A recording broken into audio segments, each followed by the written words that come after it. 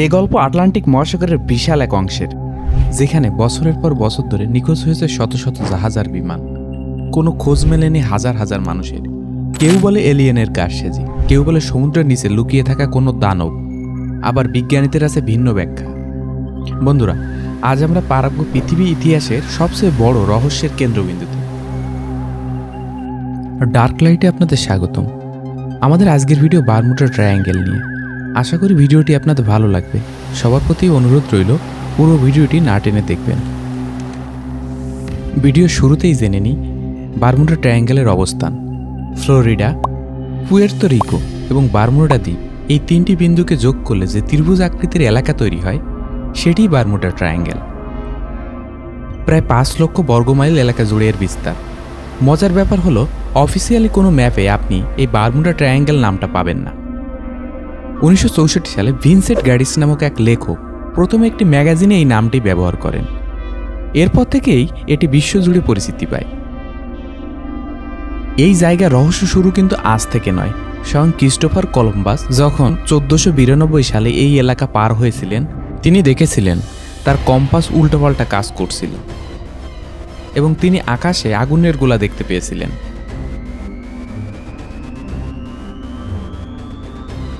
তবে আধুনিক সময়ের সবচেয়ে বড় ঘটনা হলো ফ্লাইট 19।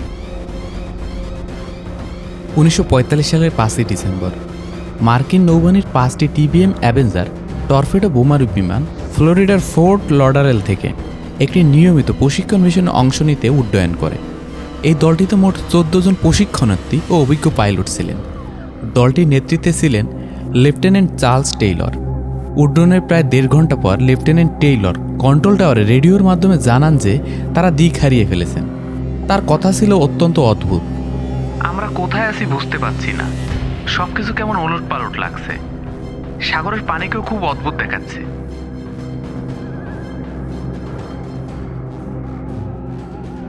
লেফটেন্যান্ট টেইলর জানান যে তার বিমানে 2টি কম্পাসই কাজ করা বন্ধ করে দিয়েছে। তারা মনে করছিল তারা ফ্লোরিডার কিসের উপর দিয়ে উড্ডয়ন করছেন, কিন্তু বাস্তবে তারা আটলান্টিক মহাসাগরের অনেক গভীরে চলে গিয়েছিলেন। দিনটি পরিষ্কার আকাশ দিয়ে শুরু হলেও বিকেলের দিকে আবহাওয়া খুব খারাপ হতে শুরু করে।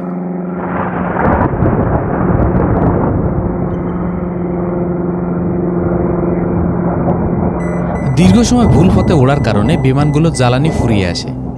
ধারণা করা হয় সন্ধ্যা 7টা নাগাদ বিমানগুলো সাগরে আছড়ে পড়ে।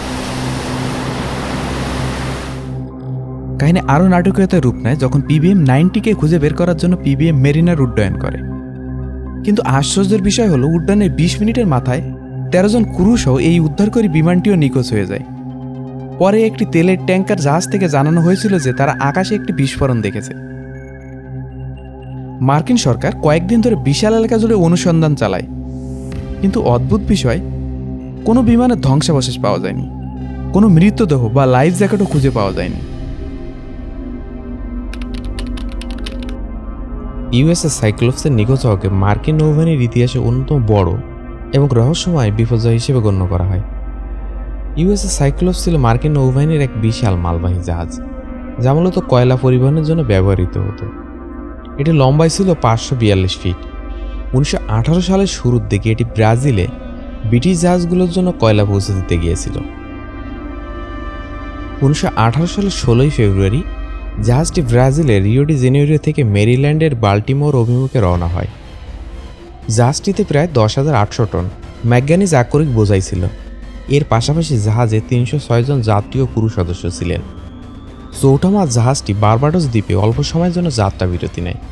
এরপর সেটি উত্তর দিকে রওনা হয় এবং তারপর থেকে আর কোনোদিনও জাহাজটির কোনো খোঁজ পাওয়া যায়নি। জাহাজের রেডিও ব্যবস্থা সচল থাকা সত্ত্বেও কোনো জরুরি সংকেত বা SOS পাঠানো হয়নি। নিখোঁজ হওয়ার পর সমুদ্রের বিশাল এলাকা জুড়ে তল্লাশি চালানো হলেও জাহাজের কোনো ধ্বংসাবশেষ, তেলের দাগ বা লাইফ জ্যাকেট খুঁজে পাওয়া যায়নি। ওই সময় আবহাওয়া খুব একটা খারাপ ছিল না, যা একটি বিশাল জাহাজ ডুবিয়ে দিতে পারে। তবে বিজ্ঞানী ও ইতিহাসবিদরা ইউএস সাইক্লোপস ডুবে যাওয়ার ঘটনার পেছনে বেশ কিছু কারণ অনুমান করেন। জাহাজটিতে ধারণ ক্ষমতার চেয়ে বেশি ম্যাঙ্গানিজ আকরিক বোঝাই করা হয়েছিল। ধারণা করা হয় জাহাজের ইঞ্জিনের সমস্যা দেখা দিয়েছিল এবং অতিরিক্ত ওজনের কারণে হঠাৎ বড় কোনো ঢেউয়ের তোড়ে এটি দ্রুত তলিয়ে যায়। যেহেতু তখন প্রথম বিশ্বযুদ্ধ চলছিল, তাই অনেকের ধারণা কোনো জার্মান ইউবোট এটিকে ডুবিয়ে দিয়েছে। তবে যুদ্ধের পর জার্মান নথিপত্রে এমন কোনো ঘটনার প্রমাণ পাওয়া যায়নি। বারমুডা ট্রায়াঙ্গেল অঞ্চলে হঠাৎ করে তৈরি হওয়া তীব্র সামুদ্রিক ঝড় বা রোগ ওয়েভ জাহাজটিকে মুহূর্তের মধ্যে ডুবিয়ে দিতে পারে।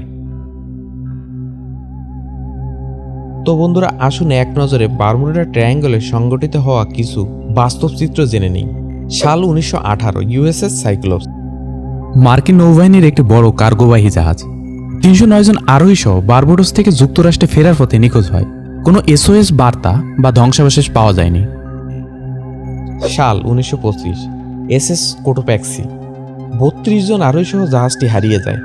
পরে গবেষণায় ধারণা করা হয় ঝড়ের কারণে ডুবে যেতে পারে। সাল 1945, ফ্লাইট 19। মার্কিন বিমান বাহিনীর প্রশিক্ষণ বিমান 5 ডিসেম্বর 1945 সালে উড্ডয়নের পর নিখোঁজ হয়। খোঁজ করতে পাঠানো উদ্ধারকারী বিমানটিও হারিয়ে যায়। এখনও পর্যন্ত কোনো নিশ্চিত ধ্বংসাবশেষ পাওয়া যায়নি। সাল 1948, স্টার টাইগার যাত্রীবাহী বিমান। 31 জন যাত্রীসহ নিখোঁজ। আবহাওয়া তুলনামূলক স্বাভাবিক ছিল। সাল 1949, স্টার এরিয়েল, আরেকটি ব্রিটিশ যাত্রীবাহী বিমান। 20 জন যাত্রী ও ক্রুসহ হারিয়ে যায়। সাল 1963, ম্যারিন সালফার কুইন, সালফার বহনকারী ট্যাঙ্কার জাহাজ। 39 জন ক্রুসহ নিখোঁজ। কিছু ভাসমান ধ্বংসাবশেষ পাওয়া গেলেও মূলত জাহাজের সন্ধান মেলেনি। এবং সর্বশেষ সাল 2015, এসএসইআই ফারো, পুয়ের্তো রিকো যাওয়ার পথে হারিকেনের মধ্যে পড়ে ডুবে যায়। 33 জন মারা যান। তদন্তে দেখা যায় প্রবল ঝড়ই প্রধান কারণ ছিল। ওয়ার্ল্ড ওয়াইল্ড লাইফ ফান্ডের এক গবেষণায় দেখা গেছে বিশ্বের সবচেয়ে বিপজ্জনক 10টি শিপিং রুটের তালিকায় বারমুডা ট্রায়াঙ্গেলের নাম নেই।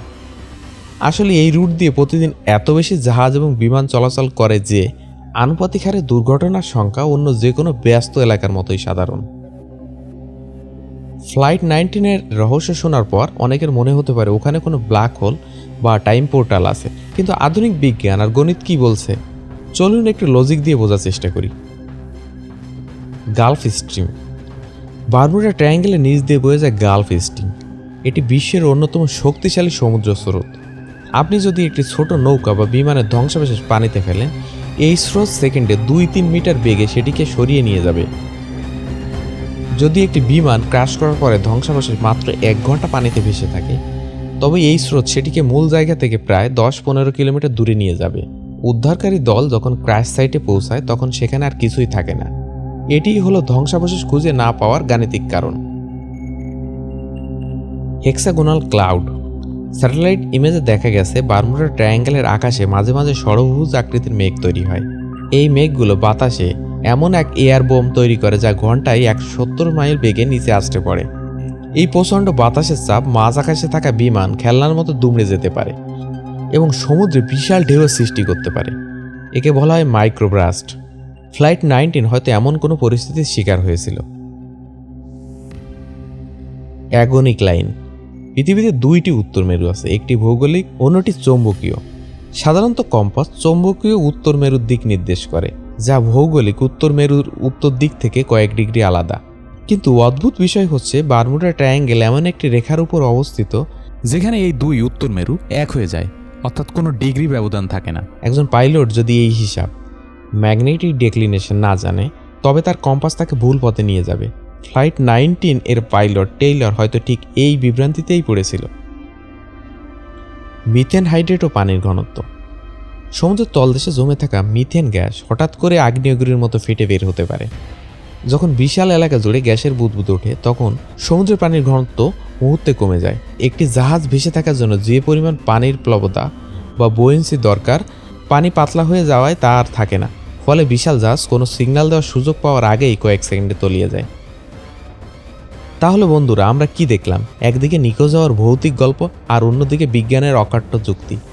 আসলে বারমুডা ট্রায়াঙ্গেল কোনো অভিশপ্ত জায়গা নয়, বরং পৃথিবীর অন্যতম জটিল একটি ভৌগোলিক অঞ্চল। এখানে আবহাওয়া যেমন অনিশ্চিত, তেমনি সমুদ্রের নিচের ভূখণ্ডও দুর্গম। তবে মানুষের কল্পনা শক্তি সবসময় রহস্যকে ভালোবাসে। তাই হয়তো ফ্লাইট 19 এর সেই শেষ বার্তাটি আমাদের আজও রোমাঞ্চিত করে। আপনার কাছে কোনটি বেশি বিশ্বাসযোগ্য মনে হয়?